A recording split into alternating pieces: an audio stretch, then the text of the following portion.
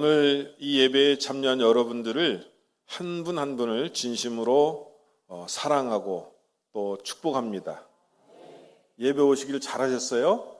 우리가 하나님 앞에 예배자로 선다는 것이 가장 큰 축복입니다. 여러분, 그러기 때문에 예배에 빠지지 말고 나오시면 여러분들이 이 세상에서 큰 축복을 얻게 된다고 하는 사실을 믿으시기 바랍니다. 옆에 분들하고 한번 인사 한번 나누시죠. 당신은 예배자로 복된 자입니다. 이렇게 한번 인사하시죠. 당신은 예배자로 복된 자입니다. 다시 한번 인사하시죠. 참으로 맞는 말씀입니다. 예. 여러분, 우리는 예수님을 믿고 구원을 받은 사람입니다.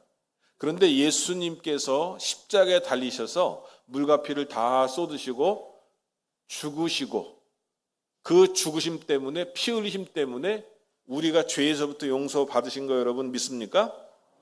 예수를 믿는다고 하는 것은 그냥 내가 예수를 믿는다고 입으로 고백하는 것이 아니라 바로 십자가에 달리신 예수님, 그리고 나 때문에 대신 피를 흘리신 예수님, 그래서 내가 그분을 믿고 참 생명을 얻고 그리고 영원한 영생을 얻었다고 하는 것을 믿음으로 고백하고 믿음으로 사는 것이 예수 믿는 것인 줄로 믿으시기를 바랍니다. 여러분, 그렇기 때문에 예수님이 나에게 참 생명을 주시고 영생을 주셨기 때문에요, 우리는 예수님 앞에 무한 감사해야 돼요. 이 무한 감사하는 것이 뭐냐면, 표현하는 것이 예수님에게 예배 드리는 거예요.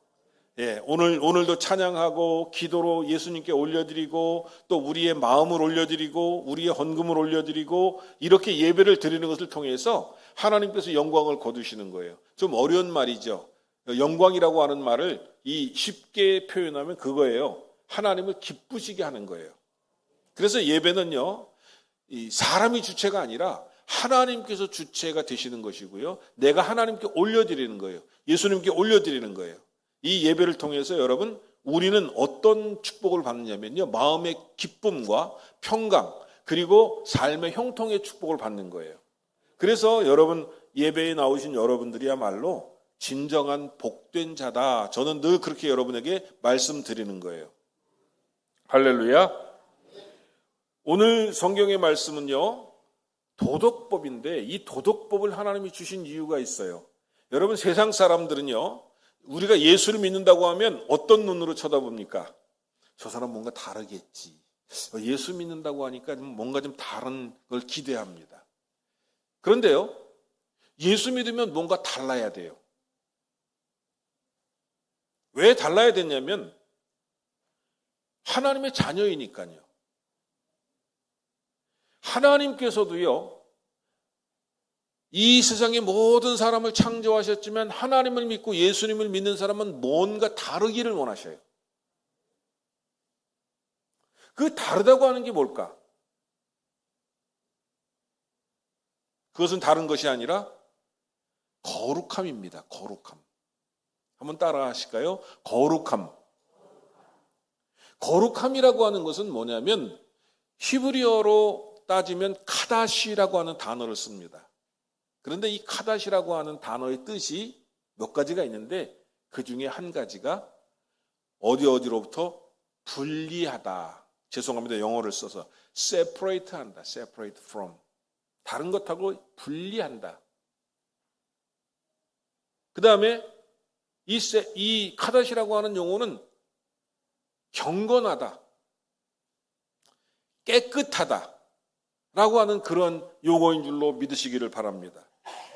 하나님께서 우리에게 율법을 주시고 또 하나님께서 우리에게 법을 주시는 이유는 뭐냐면 너희는 다르게 살라라고 하는 거예요. 예수 믿는 사람답게 살라라고 하는 거예요. 이 세상 사람들하고는 좀 다른, 근본적으로 다른 무엇인가가 있어야 되는데 그것은 다른 것이 아니라 우리의 거룩함이다라고 하는 거예요. 이것을 이해하면은요, 여러분, 우리가 예수 믿는 것이 무엇인지를 깨닫게 돼요. 그리고 예수 믿는 것이 얼마나 행복한 것인지, 얼마나 복된 것인지를 여러분, 우리가 체험하고 사는 줄로 믿으시기를 바랍니다. 여러분, 하나님께서는요, 오늘 우리가 깨끗하기를 원하시고, 우리가 분리하기를 원하시고, 우리가 경건하기를 원하셔서 우리를 부르셨어요. 이 자리에 나오신 여러분들이 하나님의 이 뜻을 이루어 드리시기를 주님의 이름으로 축원합니다. 자, 그러면 하나님께서 거룩함을 입게 하기 위해서 우리에게 주신 도덕법은 과연 무엇이고, 오늘날 그것을 우리는 어떻게 생각하고 받아들여야 될까라고 하는 문제를 여러분과 함께 나누도록 하겠습니다. 첫 번째는요, 영과 육체의 순결성입니다. 하나님께서는요, 오늘 여기 성경에 나와 있는데 정혼하지 아니한 처녀를 남자가 건드리면 반드시 결혼하라 그랬어요, 그 여자하고. 근데 한 가지 조건이 있습니다. 그 여자의 처녀의 아버지가 너는 싸가지가 없어. 그리고 너는 우리 사위가 될 자격이 없다. 그래서 반대해요. 그러면은요, 돈을 줘야 됐어요. 왜 그러냐면 고대의 이 그 근동 지역에서는요, 딸이라고 하는 것은 어떻게 보면 아버지의 재산이에요. 그런데 이 재산을 갖다가 망가뜨렸으니까 돈을 내라는 거예요. 참 그렇죠? 이 세상에 계신 따님 여러분들, 오늘날이 고대가 아닌 것을 감사하시기를 주님의 이름으로 부탁을 드립니다. 그래서 이 부모님에게 납폐금을 주라 그랬는데 얼마를 줬는지 아십니까, 여러분? 은 50냥을 주었대요. 50냥. 은 50세겔을 주고 말하자면 이 남자의 죄가 용서함 받았다라고 하는 거예요. 오늘 16절, 17절 한번 보실까요? 성경 보면 16절 같이 한번 읽어보실까요? 시작. 사람이 약혼하지 아니한 처녀를 꾀어 동침하였으면 납폐금을 주고 아내를 삼을 것이요. 17절. 만일 처녀의 아버지가 딸을 그에게 주기를 거절하면 그는 처녀에게 납폐금으로 돈을 낼지니라. 두 번째로요, 여호와 하나님께서는 육체적인 순결뿐만 아니라 영적인 순결도 원하셨다라고 하는 거예요. 그래서 오늘 영적인 순결은 뭐냐면 우상 숭배와 무당을 철저히 배격하라는 겁니다. 18절과 20절 말씀에 이렇게 말씀하고 있습니다. 한번 읽어보시죠. 시작. 너는 무당을 살려들지 말라. 여호와 외에 다른 신에게 제사를 드리는 자는 멸할지니라. 아멘. 여러분, 무당 잘 아시죠? 무당은 악한 영의 도움을 얻어서 점을 치고 예언하는 신통력을 가진 사람을 의미합니다. 이런데 이 무당은 우주의 대주제이신 하나님을 대적하는 사람이기 때문에 다른 악한 영들과 교통을 하고 하나님의 백성을 미혹하는 자들이기 때문에 마땅히 죽음으로써 다스리라라고 하는 거예요. 이 강릉을 보면 무당이 많아요. 그 다음에 무슨 철학관이다, 무슨 도사다, 무슨 동자다, 뭐 이런 사람들이 많은데, 저희 교회가 예전에 그 노암동 그 저쪽 그 주택단지 안에 있었어요. 그런데 저희가 교회가 들어오고 저희가 땅 밟기하고 전도를 계속 하니까 이 무당들이 싹 사라졌어요. 믿으시기 바랍니다. 이 무당집은요, 대나무를 이렇게 꽂아놓고 있잖아요. 그래서 저희 교회에서부터 그 남대천 가는 데까지 대나무가 한 집 걸로 한 집마다 대나무가 이렇게 세워져 있었어요. 무당이 그만큼 많았다는 얘기예요. 그런데 저희 교회가 들어오고 이 무당이 말하자면 신접이 안 되는 모양이에요. 그러더니 싹 사라지더니 나중에 어느 한 집이 생겼어요. 그리고 한 집만 지금 그쪽에 있는데, 여러분, 무당은요, 악한 신하고 접신을 하는데 성령이 들어오게 되면 무당은 꼼짝 못해요. 겁낼 거 없어요, 여러분. 그리고 무당에게 좋은 게 없어요. 우리는 무당은 악한 신하고 접속을 하지만 우리는 누구하고 접속을 합니까? 성령 하나님하고 접속을 하는 사람이에요. 그래서 예수 믿는 사람들은 하나님의 영이 머무르는 사람이라고 그러는 거예요. 그래서 나는 부족하고 나는 약하고 나는 연약하지만 하나님의 영이 함께 계시기 때문에 우리는 하나님의 자녀라고 일컬음을 받는 거예요. 그래서 하나님께서는 무당을 살려두지 말라고 그랬어요. 또한 다른 신에게 제사 드리는 자는 멸할지니라 이렇게 말씀하셨는데 무슨 얘기냐면 하나님을 믿는다고 하는 이스라엘 백성으로서 하나님을 안 믿는 사람들은 그거는 뭐 말할 필요도 없어요. 그냥 뭐 어떻게 살든지 말든지 상관이 없어요. 하나님을 믿는다고 하는 이스라엘 백성으로서 이방신을 섬기면 멸하라 이렇게 말씀하신 거예요. 하나님의 말씀은 철저했다라고 하는 거예요. 하나님이 아닌 다른 우상에게 절을 하고 거기에 예물을 드린다는 것은 하나님의 입장에서는 견딜 수 없는 일입니다. 그렇기 때문에 하나님의 주권에 대한 도전이고 이것은 하나님에 대한 모독이고 반역이기 때문에 그 사람을 멸하라 이렇게 명령하신 줄로 믿으시기를 바랍니다. 그 다음에요, 짐승과의 성교 등으로서 창조 질서를 무너뜨린 자는 반드시 죽이라 했어요. 오늘 성경 말씀 19절입니다. 19절 다 같이 한번 읽어보실까요? 시작. 짐승과 행음하는 자는 반드시 죽일지니라.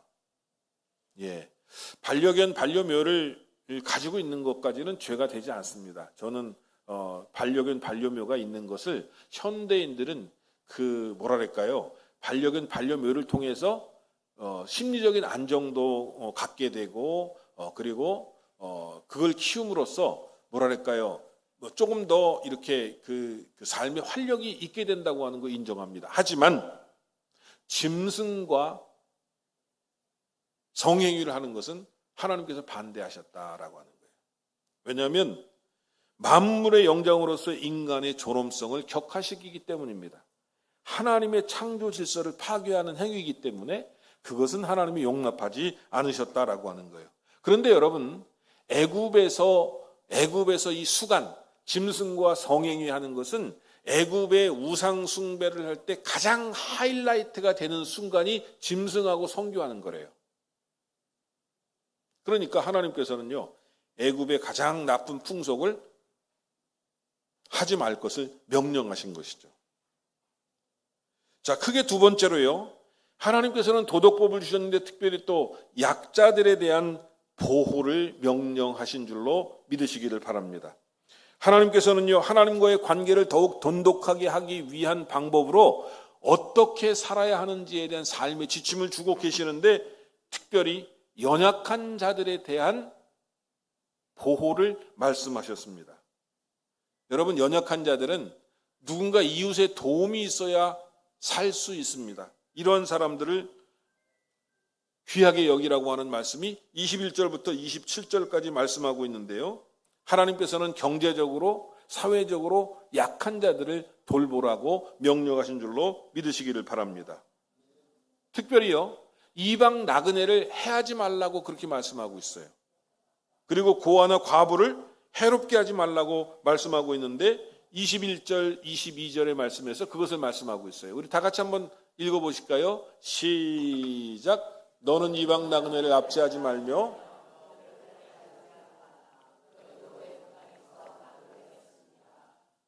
과부나 고아를 해롭게 하지 말라. 아멘. 여러분, 히브리인들도 과거 애굽에서 나그네로 살았어요. 몇 년 동안 살았습니까? 430년을 살았어요. 여러분, 사람이라고 하는 게 홈그라운드라고 하는 게 있어요. 그렇죠? 뭐 아닌 것처럼 이렇게 말씀하고 있습니까? 강릉 분들요, 강릉 텃세 심한 거 알죠? 근데 강릉 분들은 몰라 그거. 저도요, 강릉 사람이 아니었는데 강릉 적응하느라고 무척 힘들었어요. 근데 강릉 분들은 몰라 그걸. 아주 강릉 분들이 배타적이야. 홈그라운드라 이거야.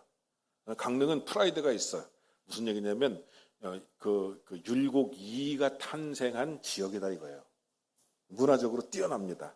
그리고 신사임당이 있고 또 허균과 또 누가 있어요? 허균의 형, 허균의 오빠. 허균의 오빠가 아니라 죄송합니다. 이게 제가 깜빡했는데 허균의 너희 동생이죠. 허난설원이 있고 이렇게 아주 그 뛰어난 분들이 있기 때문에 여기 강릉은 문화적으로 아주 그 프라이드가 대단한 분이요. 그리고 강릉 고등학교가 아주 옛날에 공부를 잘했고 강릉 상고, 강릉 농고 뛰어난 학교였어요. 할렐루야. 강릉 자부심이 있다니까 동네가. 아이고. 그래서 여러분 이 강릉 분들은 자기네들은 몰라. 남을 배타적으로 대하는지를 모르는데 밖에서 들어와서 여기서 사는 분들은 강릉이 엄청나게 배타성이 크다고 하는 걸 알아요. 그런데 강릉 사람 특징이 있어. 이 오래 살다가 보면 정이 들잖아요. 그러면 또 아주 잘해줘요. 신기하죠. 저도 강릉 사람이 다 됐더래요.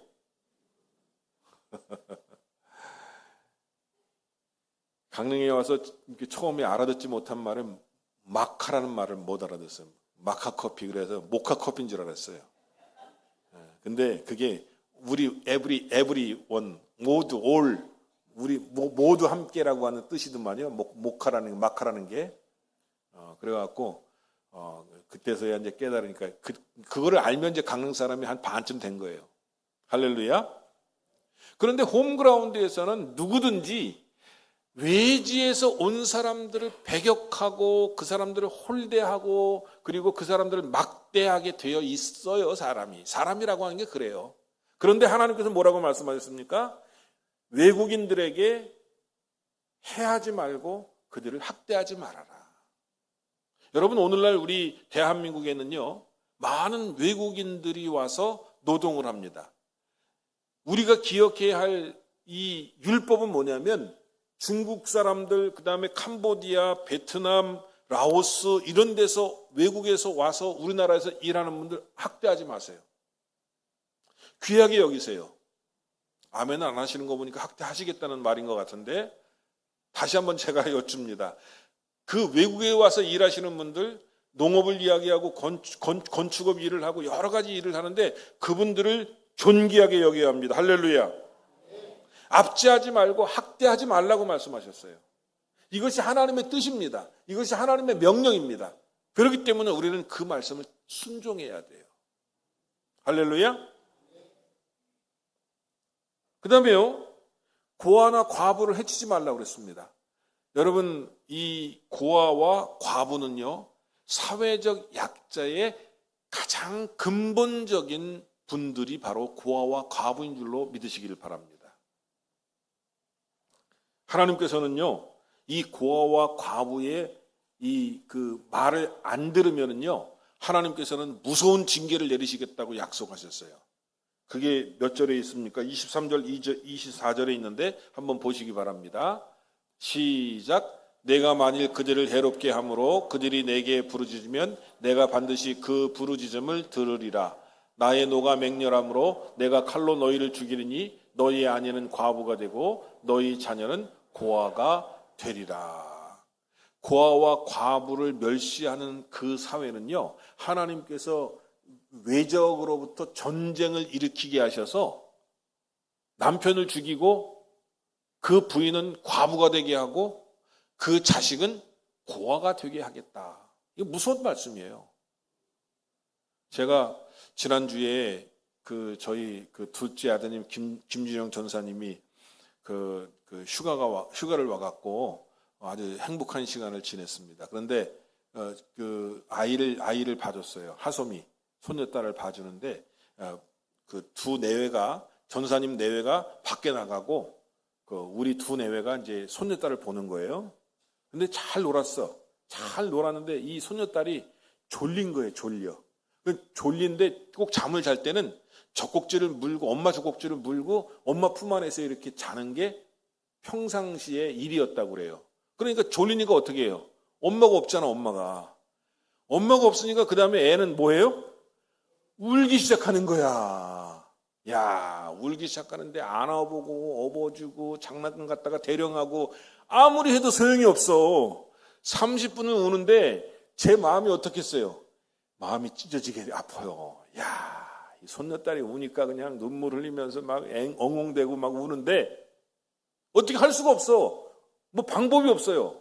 30분 뒤에 엄마가 오니까 얼른 엄마 품에 안기면서 헤헤 웃고 그리고 자더라고 보니까. 제가 그 모습을 보고 오늘 하나님께서 이 설교하라고 그 마음을 주신 것 같아. 만약에 엄마가 떨어져 갖고 이 아이가 고아가 된다면 이 아이 얼마나 슬프고 불행한 인생을 살까라고 하는 게 제 마음에 확 다가오더라고요. 여러분들 중에 혹시 고아가 있으시면은요, 이렇게 생각하세요. 나는 하나님의 아버지야. 나는 하나님의 부모님이야. 이런 생각 갖고 여러분 위로받으시기를 주님의 이름으로 축원합니다. 하나님께서 우리를 명령하시기를 고아와 과부는 잘 돌보라고 말씀하셨어요. 사회적 약자를 갖다가 너무 말하자면 소외시키지 말라는 말씀이에요. 그리고 함부로 대하지 말라는 거예요. 그리고 그들의 부르짖음을 들어주라는 거예요. 그것이 그리스도인의 거룩한 삶이라는 거예요. 자, 그 다음에 또 마지막에 뭐라고 말씀하고 있냐면요, 종교적인 의무입니다. 하나님의 선민이라면 반드시 종교적인 의무를 지킬 것을 28절부터 31절까지 말씀하고 있는데, 여러분 한번 다 같이 다시 한번 읽어보겠습니다. 시작. 너는 재판장을 모독하지 말며 백성의 지도자를 저주하지 말지니라. 너는 내가 추수한 것과 내가 짜낸 즙을 바치기를 더디하지 말지며 내 처음 난 아들들을 내게 줄지며 내 소와 양도 그와 같이 하되 이레 동안 어미와 함께 있게 하다가 여드레 만에 내게 줄지니라. 너희는 내게 거룩한 사람이 될지니 들에서 짐승에게 찢긴 동물의 고기를 먹지 말고 그것을 개에게 던질지니라. 아멘. 첫 번째는요, 백성의 지도자들을 저주하지 말라고 했어요. 재판장을 저주하지 말라 그랬고 지도자를 저주하지 말라. 그 다음에 29절에 보면 내 추수한 것과 내가 포도즙 들에서 짜낸 즙을 하나님께 드리기를 더디하지 말라고 그랬어요. 무슨 얘기냐면 하나님께 감사의 예물을 기쁘게 드려라라고 하는 거예요. 자, 그 다음에 또 처음 난 아들도 하나님 앞에 드리라 그랬습니다. 저는 맏아들로서 저희 아버님 장로님이 이 성경 말씀에 근거해서 첫째 아들은 하나님의 것이다 그래갖고 주의 종으로 삼겠습니다 서원했어요. 그래서 제가 주의 종이 됐습니다. 이스라엘 백성들은 애굽에서 첫 태생을 다 죽임으로 말미암아 이스라엘 백성들은 첫 태생은 무조건 하나님 거예요. 그래서 소와 양도 첫 태생은 하나님 걸로 구별하라 이렇게 말씀을 하셨고 여드레 만에 소와 양도 첫 태생은 하나님 앞에 드려라 이렇게 명령하신 줄로 믿으시기를 바랍니다. 마지막으로 찢긴 고기는 절대로 먹지 말아라. 그건 부정한 것이니까 개에게 던져서 개들이 먹게 해라. 이렇게 말씀하신 줄로 믿으시기를 바랍니다. 여러분, 하나님께서 이 율법을 주신 이유가 무엇 때문에 주셨다고 제가 서론에 말씀드렸습니까? 거룩함. 하나님을 믿는 사람은 다른 사람하고 다르게 살아라 이 얘기입니다. 여러분, 하나님을 안 믿는 사람은 이방인들을 학대할 수도 있고 그들의 임금을 체불할 수도 있고 그들을 갖다가 해할 수도 있습니다. 하나님을 안 믿는 사람들은 고아나 과부를 학대하고 그들을 무시하고 그리고 그들에게 좋지 않은 언사를 할 수도 있습니다. 하지만 하나님을 믿는 사람들은 하나님의 명령을 따라서 세상의 사람들과 구별되게 살아라. 세상의 사람들과 더불어 살지 말고 깨끗하게 살아라. 분리하는 삶을 살아라. 경건한 삶을 살아라. 이것이 바로 하나님께서 율법을 주신 목적이다라고 하는 것입니다. 여러분, 우리는 세상에서 크리스천답게 살아야 합니다. 크리스천은 하나님의 명령을 따라서 사는 사람이 크리스천입니다. 그리고요, 우리의 거룩함은 이제 율법으로 완성되는 것이 아니라 우리의 거룩함은 예수 그리스도를 믿음으로 말미암아 거룩해지는 거예요. 예수를 믿는다고 하는 것은 예수님의 보혈의 피를 믿는 것이고 예수님이 하신 말씀 따라 살아가는 것이 예수님을 믿는 것입니다. 바로 그렇게 할 때 우리는 거룩한 자가 되고 이 세상에서 복된 자가 되고 그리고 하나님께 기쁨을 돌려드리는 영광스러운 존재가 된다 말씀드리겠습니다. 이번 한 주 동안 살아가실 때에 하나님의 거룩함을 여러분 삶 속에 이루시기를 주님의 이름으로 축원합니다. 하나님 아버지 감사합니다. 오늘 예배자로